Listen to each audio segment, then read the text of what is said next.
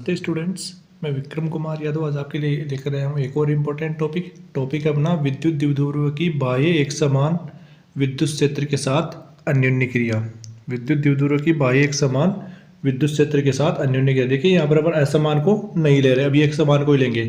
तो एक समान विद्युत क्षेत्र में एक समान विद्युत क्षेत्र की अगर बात करूँ तो कोई विद्युत द्विध्रुव है, उसके ऊपर बल और बल आघूर्ण है वो होता क्या है। तो देखिए यहाँ पर मैंने एक ए बी कोई द्विध्रुव ले रखा है।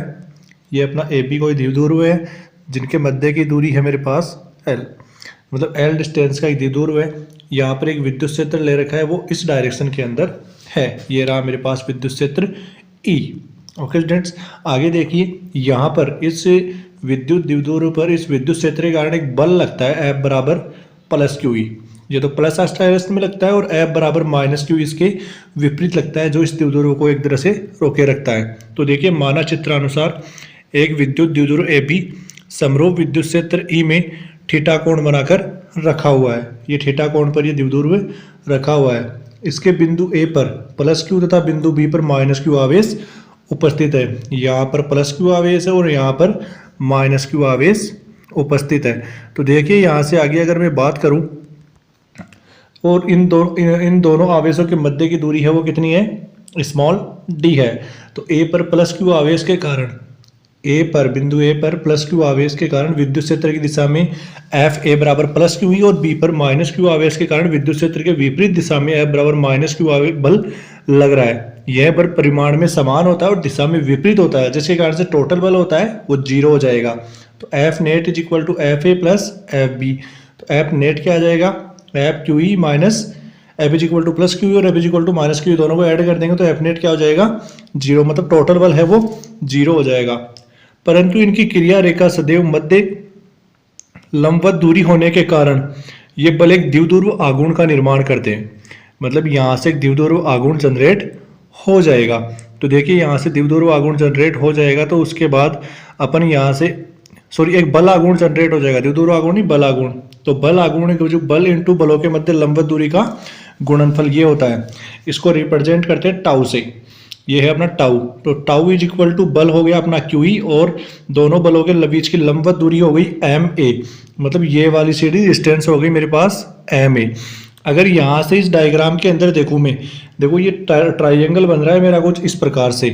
तो इस ट्राइंगल के अंदर मैं एक यहाँ पे 90 डिग्री एंगल ले लूँ। 90 डिग्री यहाँ से देखो इस वाले ट्राइंगल में एक 90 डिग्री एंगल ले लूँ, तो यहाँ से साइन थीटा लूँ। साइन थीटा होता है लंब बटे करण। तो यहाँ पर ये वाला पॉइंट होता है अपना, वो होता है मेरे पास एम। मतलब यहाँ से ये एम है तो यहाँ से लंब हो जाएगा आपका एम ए बटे करण हो जाएगा ए बी। देन यहाँ से एम ए बराबर क्या हो जाएगा, ए बी की डिस्टेंस है मेरे पास स्मॉल डी। तो ए बी बराबर D sine theta, M A बराबर डी साइन थीटा। तो देखिए tau is equal to Q E into D sine theta. ये वैल्यू मैं उठा करके यहाँ पे रख दूंगा इसके अंदर। तो टो इज इक्वल टू हो जाएगा Q E into D sine theta. Then Q E बराबर होता है पी वेक्टर द्विध्रुव आघूर्ण। देन टो बराबर पी साइन थीटा। और अगर यहाँ से मैं इसको टो बराबर पी क्रॉस ही लिख दूं तो ये मेरे पास बना tau vector is equal to P vector cross E vector. तो यहाँ से अपन क्रॉस को उठाएंगे तो अपने पास साइन थीटा आ जाएगा। आगे देखिए अधिकतम बल आघूर्ण के लिए बात करें तो अधिकतम बल आघूर्ण के लिए थीटा बराबर 90 डिग्री हो तो टो बराबर हो जाएगा पी, क्योंकि साइन का मान कितना हो, साइन 90 का मान होता है 1।